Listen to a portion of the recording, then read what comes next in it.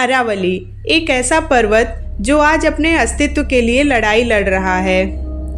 आपको जानकर आश्चर्य होगा कि अरावली पर्वत हिमालय के जन्म से भी पहले इस धरती पर मौजूद था। यहाँ तक कि हमारे पुराणों में भी इसे अर्बुदांचल और परिपात्र कहकर पूजा गया।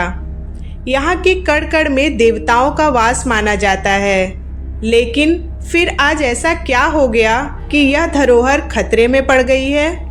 तो चलिए आज के इस वीडियो में हम जानते हैं अरावली पर्वत की पौराणिक कथा कि कैसे एक नाग के नाम पर पड़ा इस पर्वत का नाम, और क्यों वशिष्ठ मुनि ने यहाँ यज्ञ किया, और क्या है वह अद्भुत कथा जिसने इस पर्वत को जन्म दिया।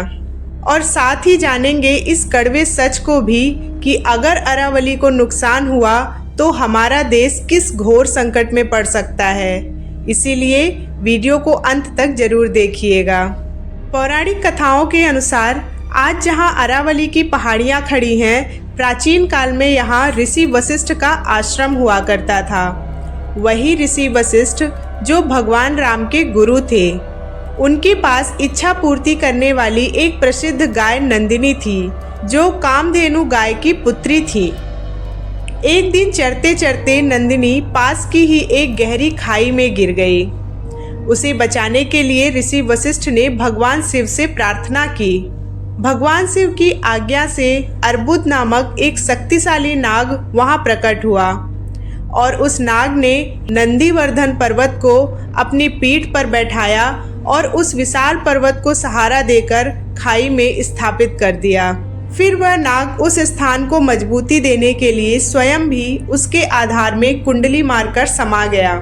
स्थानीय कथाओं में कहा जाता है कि आज भी अर्बुद नाग ने ही उस गहरी खाई के ऊपर पर्वत को थाम रखा है, जहां उनका मुख नागाड़ी गांव में और पूंछ नागपुरा गांव में मानी जाती है। इसी कारण से इस पूरे क्षेत्र का नाम अर्बुद नाग के नाम पर ही अर्बुदांचल पड़ा, जो धीरे धीरे कालांतर में आबू हो गया, जिसे आज हम माउंट आबू के नाम से जानते हैं। माउंट आबू राजस्थान का एकमात्र हिल स्टेशन है जो अरावली पर्वतमाला के बीच सिरोही जिले में स्थित है। यहीं पर अरावली पर्वतमाला की सबसे ऊंची चोटी गुरु शिखर है, जो भगवान दत्तात्रेय की तपोस्थली भी मानी जाती है।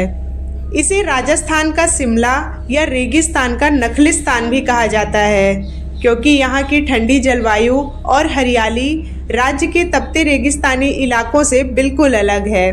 आज भी अर्बुद नाग को इस क्षेत्र का रक्षक माना जाता है, और यहाँ उनका एक प्राचीन मंदिर भी स्थित है, जहाँ श्रद्धालु उनकी पूजा करते हैं। कहा जाता है कि जब यह पर्वत बना तो यह बहुत हिलता था, पृथ्वी का संतुलन बिगड़ने लगा था।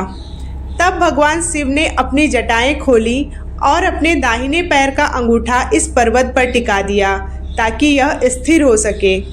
आज भी माउंट आबू में स्थित अचलगढ़ महादेव मंदिर में भगवान शिव की मूर्ति नहीं, बल्कि उनके पैर के अंगूठे की पूजा की जाती है। यह दुनिया का एकमात्र ऐसा स्थान है जहां महादेव के अंगूठे को पूजा जाता है। इसके नीचे एक गहरा गड्ढा है, जिसके अंत का पता आज तक वैज्ञानिक भी नहीं लगा पाए हैं। अर्बुदांचल केवल देवताओं का ही नहीं, योद्धाओं का भी जन्म स्थान रहा है। जब धरती पर असुरों का अत्याचार बढ़ गया, तब ऋषि वशिष्ठ ने माउंट आबू के शिखर पर एक विशाल अग्नि यज्ञ किया था। इस यज्ञ की अग्नि से 4 वीर राजपूत वंशों का उदय हुआ: प्रतिहार, परमार, चालुक्य और चौहान। इन योद्धाओं को अग्निकुल कहा जाता है। अरावली की इन पहाड़ियों में माँ दुर्गा का भी एक रूप विराजित है, जिन्हें अर्बुदा देवी या अधर देवी कहते हैं। माना जाता है कि जब भगवान शिव माता सती के पार्थिव शरीर को लेकर तांडव कर रहे थे, तब यहाँ माता सती के अधर यानी होंठ गिरे थे। इसी कारण से इन्हें अधर देवी कहा जाता है, और यह 51 शक्ति पीठों में से एक माना जाता है, जिन्हें राजस्थान की वैष्णो देवी के नाम से भी जाना जाता है। तो दोस्तों, यह थी अर्बुदांचल की वो पावन गाथा जहाँ इतिहास और आध्यात्म एक साथ मिलते हैं। यहाँ की हर चट्टान और हर मंदिर एक कहानी कहता है। मगर अफसोस की बात यह है कि जिस पर्वत को धर्म ग्रंथों में अक्षय कहा गया वह आज गायब हो रहा है। हाल ही में सुप्रीम कोर्ट ने अरावली की परिभाषा बदलने के लिए एक फैसला सुनाया कि अब केवल 100 मीटर या उससे अधिक ऊंचाई वाली पहाड़ियों को ही अरावली पहाड़ी माना जाएगा।